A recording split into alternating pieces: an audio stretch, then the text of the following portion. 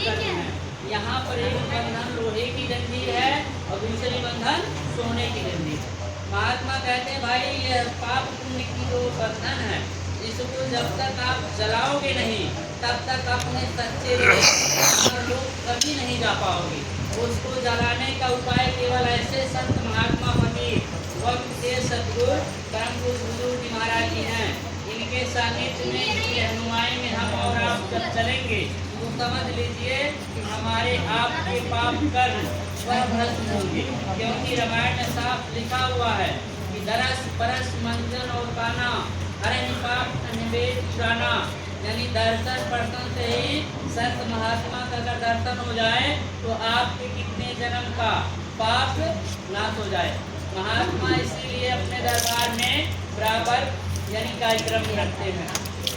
सत्संग का मतलब प्रेमी भाई बहनों महात्माओं ने कहे हैं भाई सत्संग जल जो कोई पावे मैं लाई सब कट जावे। एक घड़ी आधो घड़ी आधो में पुनियाद गोस्वामी संसार की हरे कोटि अपराध। प्रेमी भाई बहनों ऐसे संत भाइयों का अगर एक घड़ी आधा घंटा अगर हम और आपको सत्संग मिल जाए तो हमारे आपके कितने जन्मों का पाप नाश हो जाए। इसलिए संत महात्मा फकीर समझाते हैं यह मानुष देह आपको बड़ा ही मोलक मिला जिसको पाने के लिए ब्रह्मा विष्णु महेश भी वो तरसते हैं। वो कहते हैं हमें भी हे मालिक दया कृपा करके यह अमोलक मानव शरीर दे दो जिससे मैं अपनी जीवात्मा का कल्याण कर दूं। क्योंकि उनको भी दुख है। महात्माओं ने साफ बता दिए हैं कि भाई नानक दुखिया सब संसार वो दुखिया जिन नाम आधार। एक दृष्टांत आता एक बार नानक साहब यानी उनके दोस्त बाला और मर्दाना उनके साथ रहते थे। वो साथ में लेकर के देशाटन के लिए निकले। एक पड़ाव पड़ा गांव में वो जमींदारों का गांव था। उन्होंने अपने पड़ाव को डाल दिया और वहां पर पास के गांव में सत्संग करने लगे। एक दिन नानक साहब ने एक प्रश्न कर दिया कि नानक दुखिया सब संसार। तो जिसके घर सत्संग होता था वो जमींदार था, वो बड़ा धनी मानी था, उसके पास सब सुख सुविधा संपन्न था। तो बाला साहब की परिचय जमींदार से हो गया। 2-4 दिन जब वहाँ तो जमींदार जब परिचय हो गया तो बाला देखा कि जमींदार के पास सारी सुख सुविधा है और हमारे गुरु महाराज कह रहे हैं कि नानक दुखिया सब संसार, यानी सारा संसार ही दुख रूप है। वो जा करके प्रश्न कर दिए नानक साहब बालाजी कि आप कहते हैं कि भाई नानक दुखिया सब संसार। तो कहे कि भाई ये तो सत्य है। वो कहे कि मैं जमींदार को देख रहा हूँ उसके पास सारी सुविधा है, उसके पास कोई चीज़ की कमी नहीं, तो वह तो सुखी है। कहे कि तुम अपने मन से विचार कर लिए, उससे जाकर पूछ लिए। कहे अभी पूछा नहीं हूँ।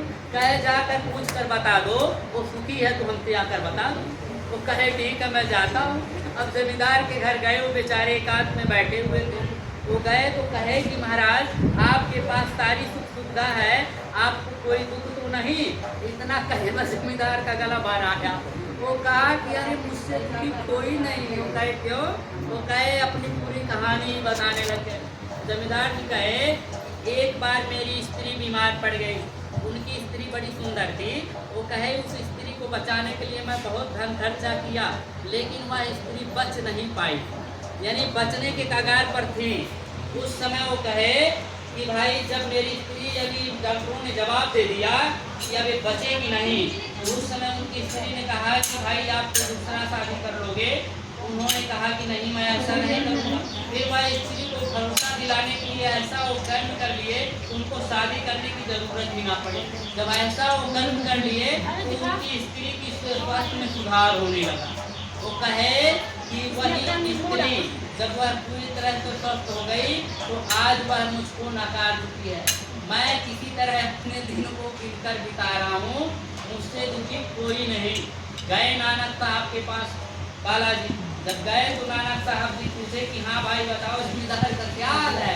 तो कहे नानक दुखिया सब संसार। महात्मा जो कह देते हैं वो बाड़ी प्रेमी भाई बहनों आकाट होती। आकाट का मतलब पत्थर की लगी होती थी, कोई काट नहीं सकता।